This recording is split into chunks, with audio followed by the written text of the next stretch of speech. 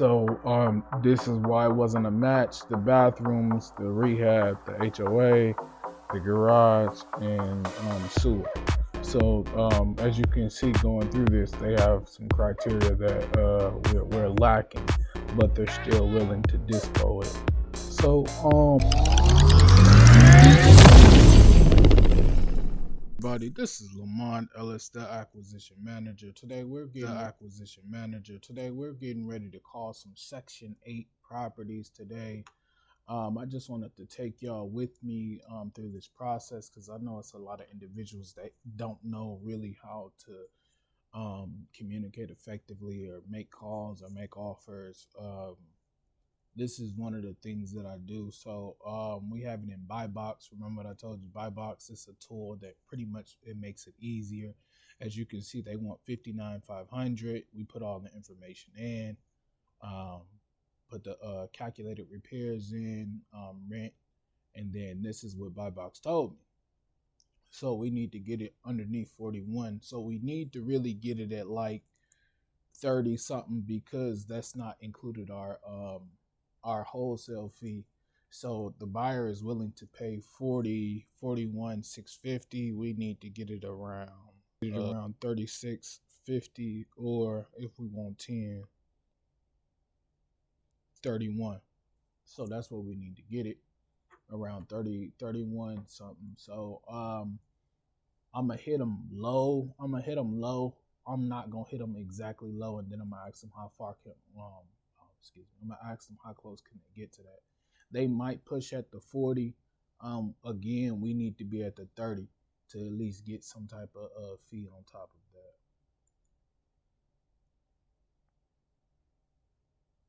Because if we get it underneath the 40, if we get it at 41, there's no commission on it.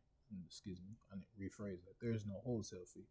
By the way, this is just an easier way to figure out what is the Section 8 rents in the area. This is I call it my little cheat sheet. When you're talking on the phone, you can just ask questions based off of this information. Hey, it tells you everything you need to know about properties, what you need to ask for. As you can see, these are things that you need to ask questions about: plumbing, utilities, tenants, all that good stuff. Here's the list and here's the property. Let's get right to it. I don't want to waste too much time. I want to get right into it. I'm not a fan of wasting time completely.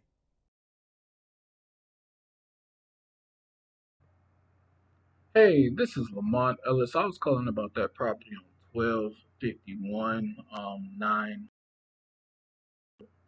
White Hill. Are you there? Hi, hello.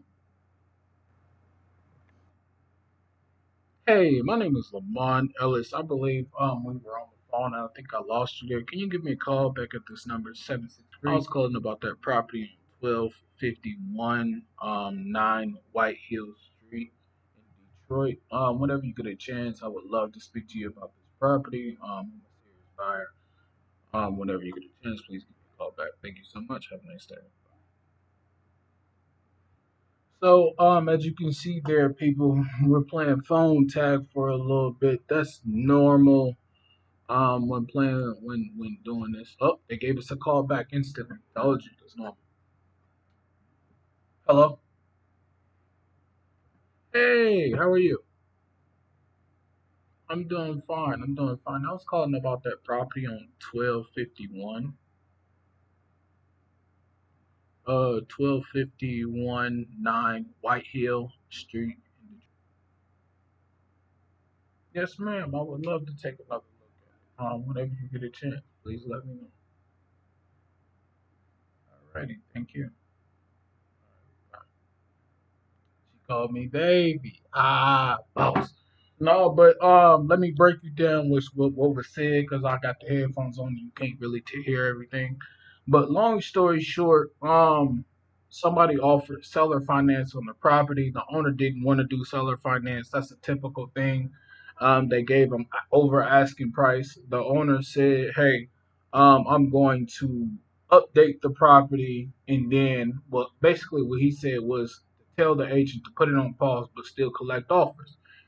And then as she was collecting offers, the owner said that he was gonna update it and make everything turnkey.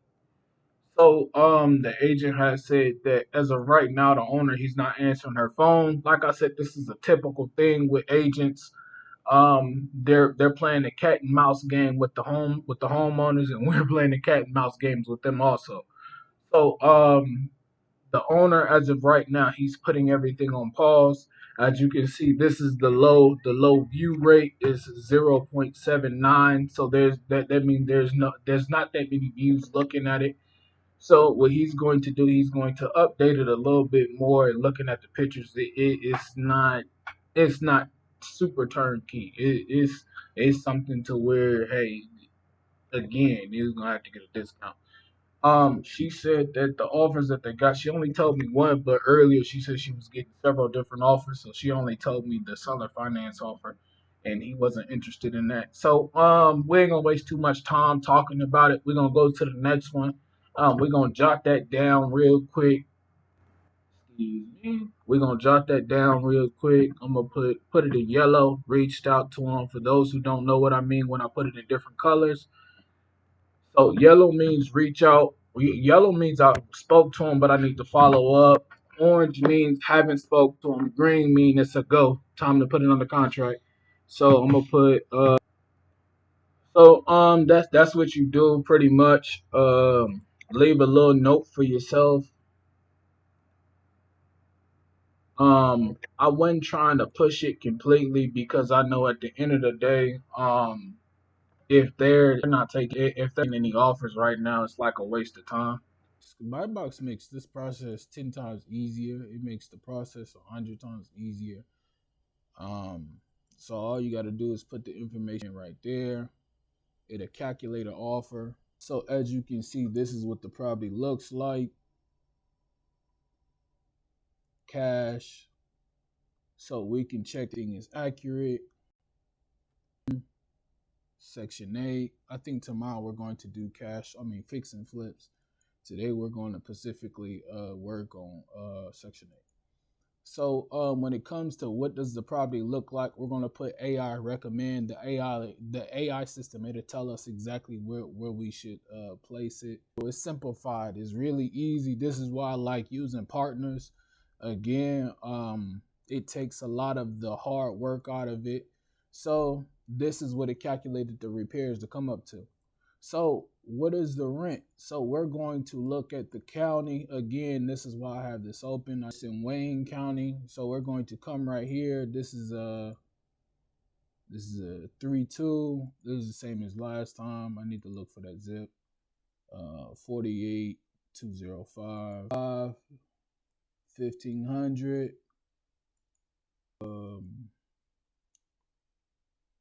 I'm gonna put that right there. Rehab is the thing that the rehab is more than what the actual buyer is willing to pay. But since we work for a wholesale company, well, since I work for a wholesale company, which is where I do acquisitions from, they're willing to take it. It's just they don't have a specific buyer for this match. So what we're going to do, we got to get it for 45. Well, sorry, we got to get it less than 45 for 30. So what do they have it under? 640. That's like a 1500. The calculus on my phone to see how much of a discount that is on top of that. Our fee like 20 something. That's like 19 racks. It's 19. It's 19 or 18 racks. 45 for 30 minus, if we do 10, that's 35. Let's do 5 or 7. If we do 7,000, we got to get it at $38,000. And see that this is where I always pivot to other options because I see, hey, it's gonna be difficult. So you can picture a seller finance. You see, look at the view rate. It's 2.42.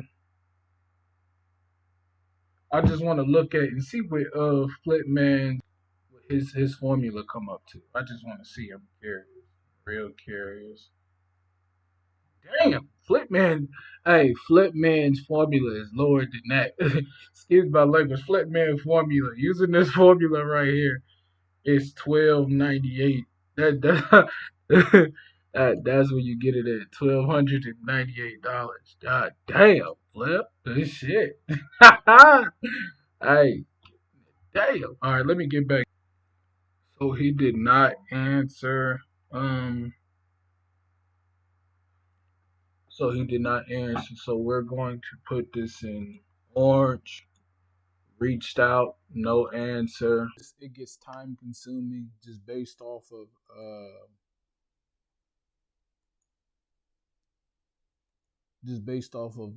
talking to people and figuring out, hey, who has what. This is why I always say I throw it on a dialer, because the dialer, it'll make the process faster. But the reason why I'm doing this, because I don't have too many videos of me actually making phone calls. I got a few, but not really. I'm behind the scenes showing people what to do, and this is why I was like, you know what, I really could be showing people do on the phone, really just walking you through the process. So the one thing I don't like about this, it only got one picture. That can make it very difficult when trying to make an offer. It's been sitting for 61 days. Make a deal. Contact me. Hours available Monday through Friday, 2 to 5 and 1 to 5. What time is it? 2 to 5. It's not 2 to 5 right now. I still want to give him a call because I know me. I be doing a lot of other things, and I don't like waiting on people. That leaves error to happen, and I don't. I'm trying to stay away from error as much as possible. um, Cash. It's a four. It's a four-bedroom. 48,205. 48,205. It's a four-bedroom, so this would be the rent. Okay. Yep. I was doing it right. I had to make sure. This is where it put it. Ooh, that calculated repair is gonna be a bitch. Told you. 52,000 fucking dollars. Let's see what it put the 45,500. We need to get it less than that 45,500. Okay, let's give him a call.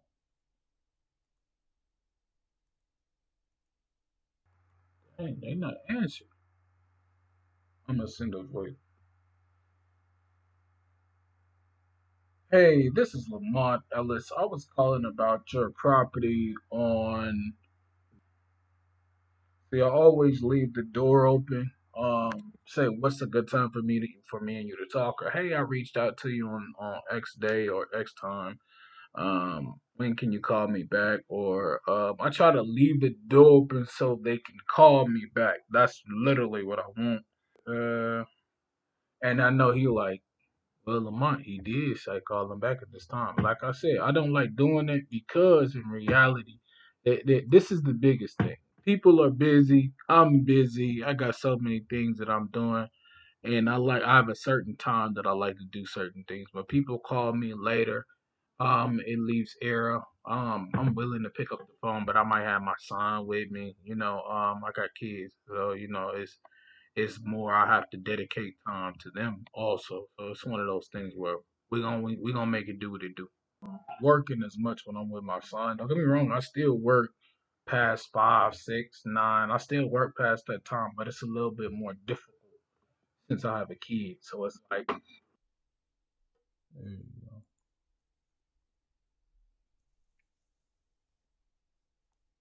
go. All right, let's call the next one.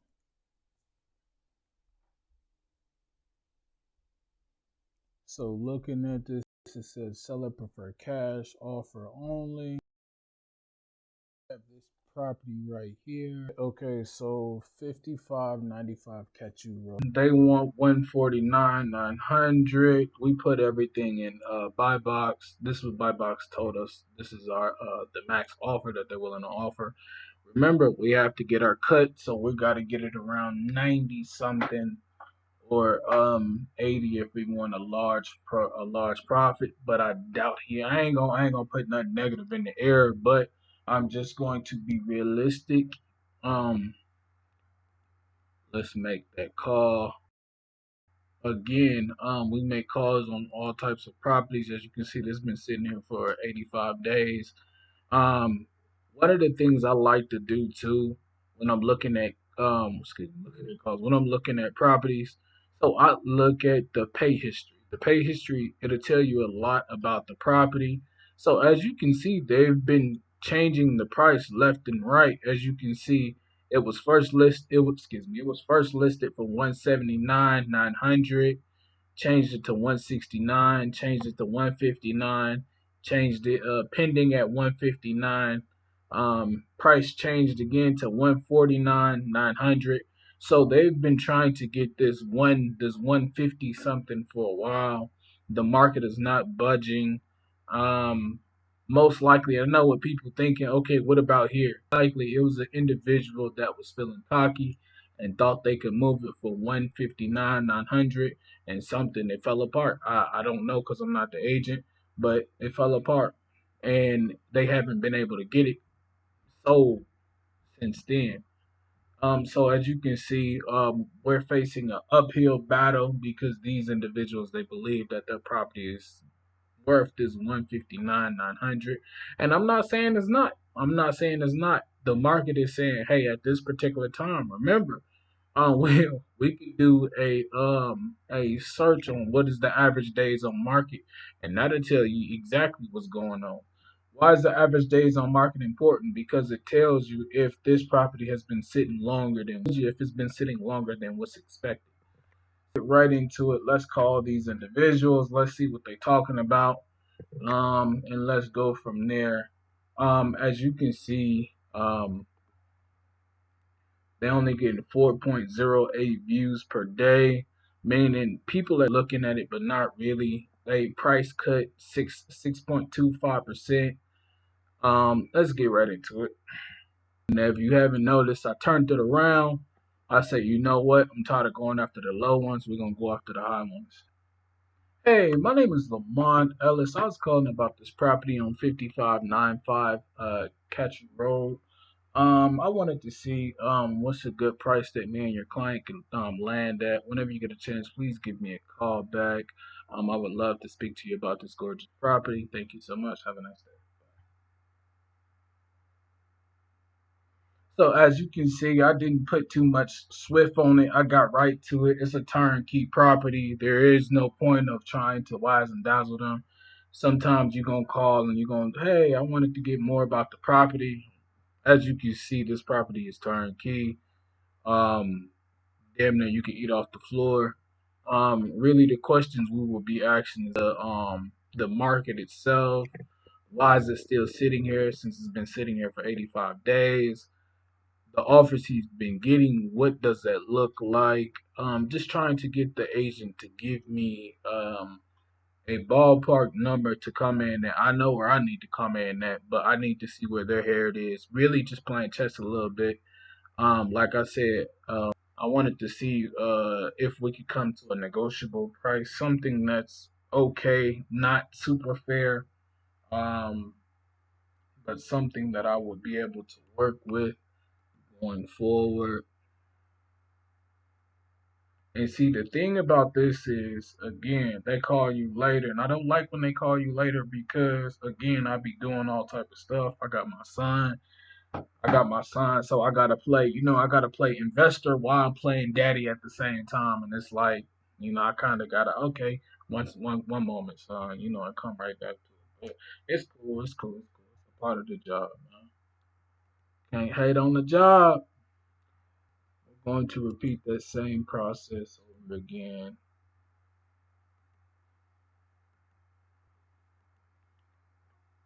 So first things first. Damn, it's been sitting on there for 172 days. To the listing price. So the reason why this is important because it gives you like a picture, a screenshot of what the financials look like.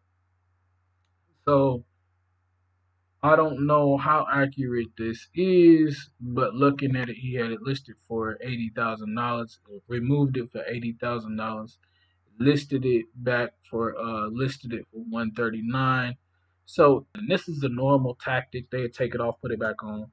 Somebody bid at it for 139. This was wow. This dang. Hold on. That's one, two, three.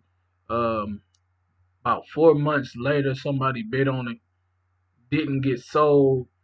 Don't know what happened, and then it's still sitting here. So it's gonna be difficult to get him to take less than this 139 already because he had a pending sale. He had a pending sale of 139, and buy box is going to tell us to make them a low. I know some people are like, hey, there is no work that needs to be done with this property. This property looks good. This property look good. So how I was always taught, and this is what Richard says, this is what Mike says, Mike from Minnesota Real Estate Investors Association, what a lot of people that fix on houses, this is the same thing that they say. You don't know what the actual property, the actual rehab in the property is until you actually start fixing on it. It looked good on the inside. It's like buying a brand new car. Until you get that brand new car in the actual mechanic shop, you ain't gonna know what's going on. You can look at the miles, you can look at any lights on. It looked good on the outside in, but looking in the inside, you really won't know. And they always say it's better to throw up a rehab number than not have a rehab number and expect nothing to be done. There may be little things. It may have a chip on the wall. It may be some paint missing. It may be it just depends.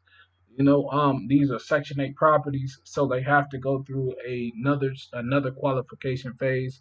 So I'm just trying to explain that to y'all why they come in a little bit lower than what's expected. And on top of that is looking at 1.6 views per day. So that's another Description is important. This was going to be a Section 8 target property. I say was because look what's in the description. So he's willing to do a form of seller financing, land contract, meaning in simple terms, I don't want to make it too difficult for people to understand. So there's several different types of seller financing. There's creative financing, there's regular traditional seller financing, and then there's contract for deed, or aka land contract, or aka executory contract. And in simple terms, without getting into the minutia, this is a form of seller financing where he still owns the deed. So the deed is not deeded over to you until you make the final payment. He wants a 6% interest rate, 1,800 in the monthly payments over 60 months to pay off with a $50,000 down payment. Now that this is the problem where that this is why targeting seller finance is a lot difficult than what people think. Targeting seller finance, I love seller finance. I get them on the contract a lot.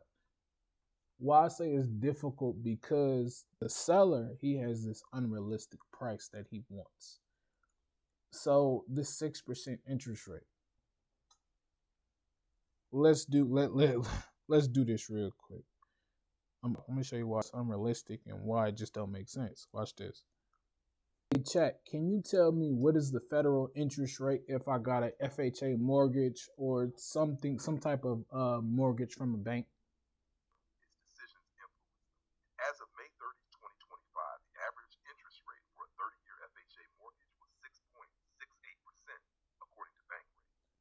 Okay, thank you, chat. I'm asking because I'm looking at a property.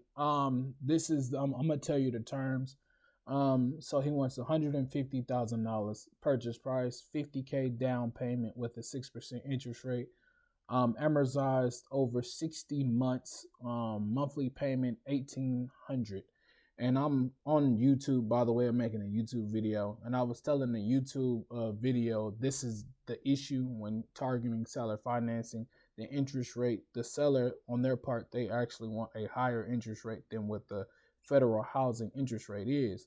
We're coming to the seller, technically, we're going to the seller to get a lower interest rate, not the same interest rate. Exactly, Lamont. And you're absolutely right to call that out in your video. That's a key teaching moment for anyone watching who's learning seller financing. When you go direct to seller for financing, the whole appeal is flexibility, especially to negotiate terms better than what you'd get from a bank. If the seller is offering 6% on a short amortization, like 5 years, and asking for a big down payment, then the deal needs to make sense elsewhere. So as you can see, I don't know if you heard that, but Chat, he called it out immediately. It's not fair. It doesn't make sense. This is the biggest issue when you're targeting seller finance and land contracts, especially when they're especially when they're advertising it online. A lot of these sellers, they want unrealistic prices. And when I see stuff like this, they're not technically marketing to investors completely. They're marketing to individuals that actually want a home, individuals that don't mind paying that 6% interest rate. That's who they're marketing to. Now, an investor, we're trying to make money on our money, if that makes sense. ROI, IRR. We're trying to pay attention to all those acronyms, and I'll make another video about those acronyms later. But this is the huge thing, the huge problem. You come across individuals that, hey, they're trying to make money on their money while you're trying to make money on your money. And it's definitely possible to do, but there has to be an agreement there. Let's get this individual a call. Okay, so she has a set time. We have to call back around 3 o'clock. Um, so the funny thing About that is you're dealing with individuals that have an actual, so they have like a corporate structure where when you call these individuals, it's like six different say press one if you want to speak to this, press two if you want to speak to so and so, press three if you want to go here. And they have a corporate structure where the individual is not working at the moment. So as you can see, we're going to circle back. If we can turn this into a deal, it would be good. But the biggest thing is the 6% interest rate, and most likely this monthly the term length of this amortization. If we could get this pushed back, I think we'd be in good business. But yeah, that's the biggest thing I wanted to show you guys when you are actively looking for deals, and this was going to be a Section 8 targeted property. And I seen that they're willing to do a land contract. When it's seller finance, I'm always on it. I like seller finance more. I have more luck with seller finance. I get those under contract a lot more than cash offers.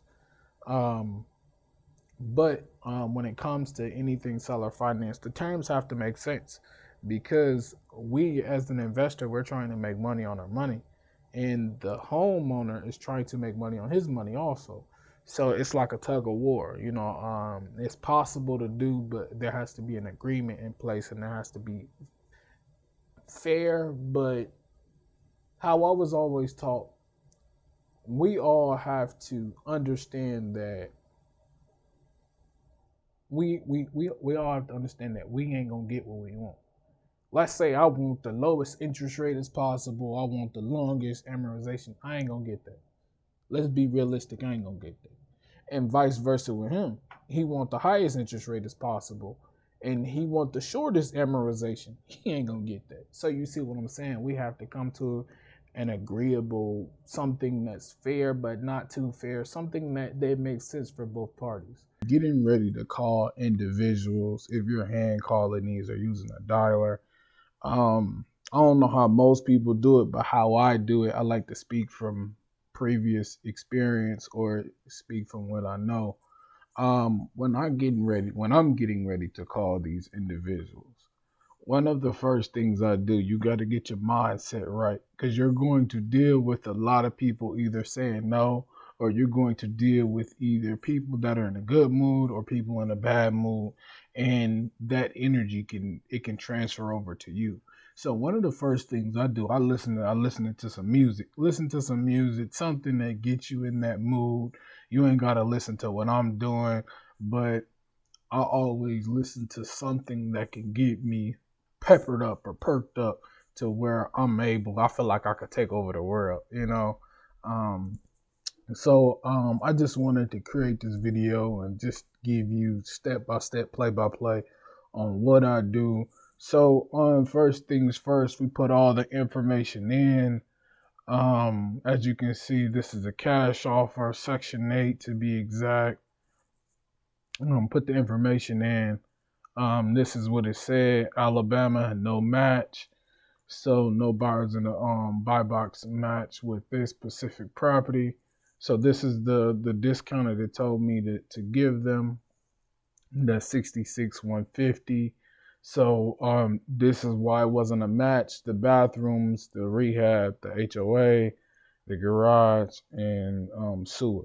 So as you can see going through this, they have some criteria that we're lacking, but they're still willing to dispo it. So knowing that the next thing we're about to do is give these individuals a call. And as you can see, the days on market,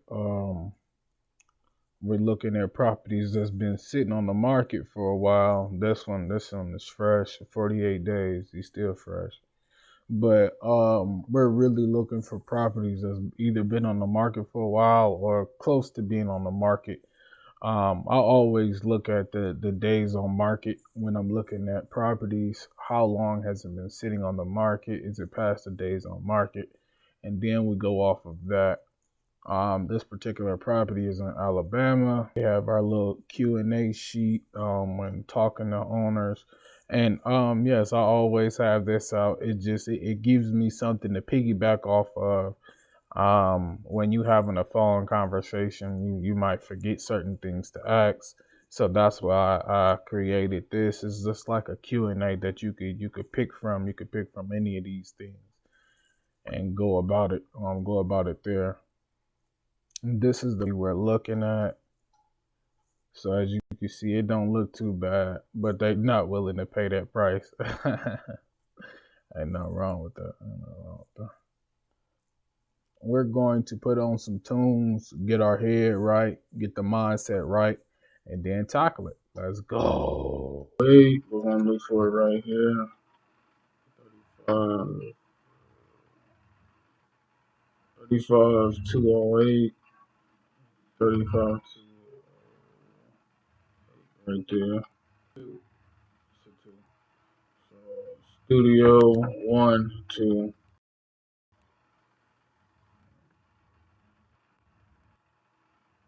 What did the AI say we should put it as? Light rehab, like this, and then put the rent in there. It's going to generate an offer, so we need to get it for 60. We need to get it underneath the 63. Um, so I got my calculator. What I do is, so the first things first. I want to remind you. So this is how much the actual end buyer is willing to pay for. So we got to work backwards a little bit. So if he's willing to pay for 63, we need to add in our fee because our fee is not in there.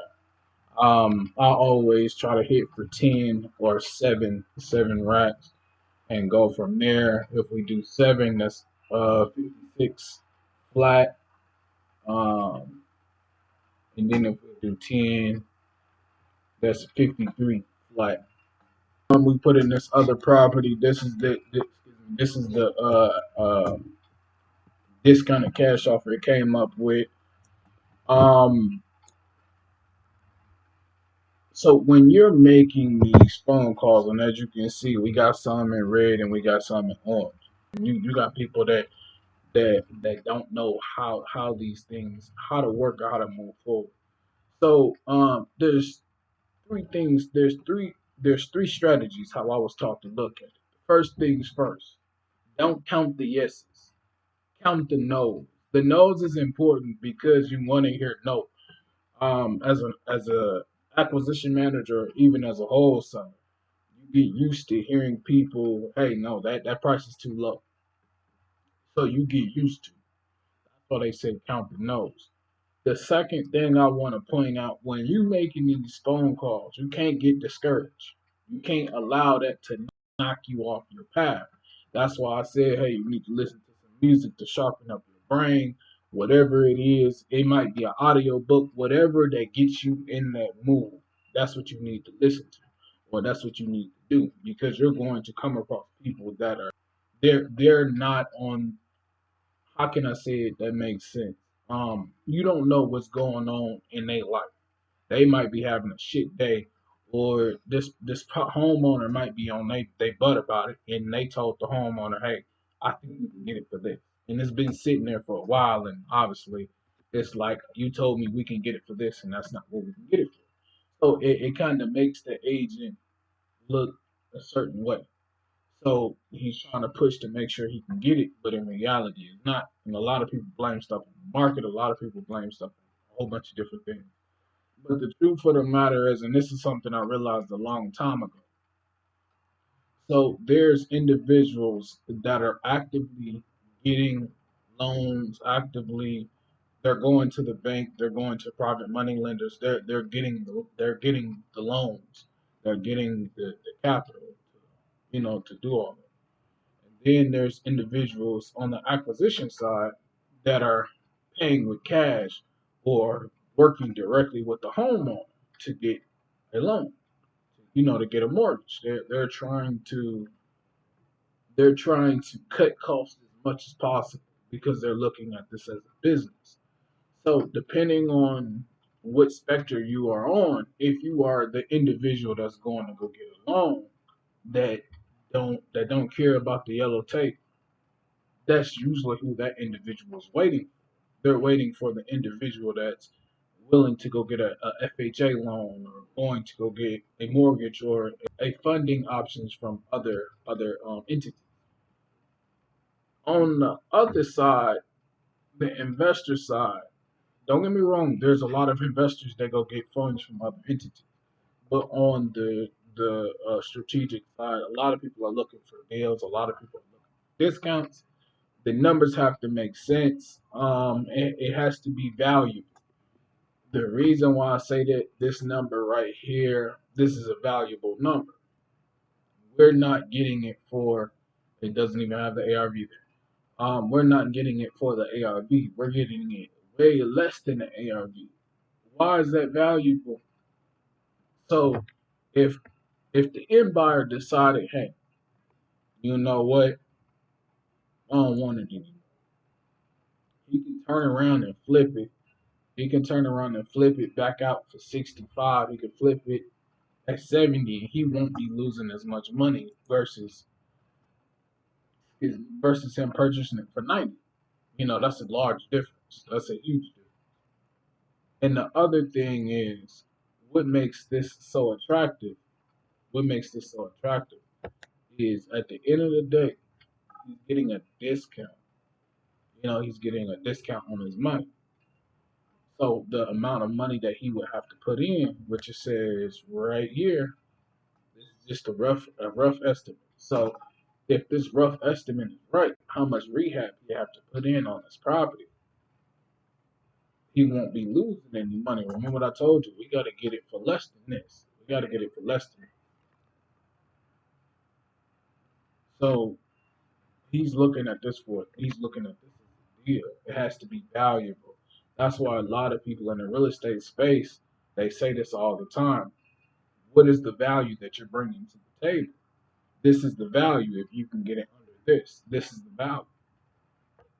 This is the value that you're bringing to the table if you can get it underneath that. Some individuals, one of the things I like to do, I like to structure seller finance leads or lease options. I like to structure them a lot. You can take this number and turn it in, make value out of it. There's a lot of ways you can make value, but it has to make sense numbers. But all right, let's get right to it. I ain't gonna talk too much. I'm gonna jaw jack. Just get right into it.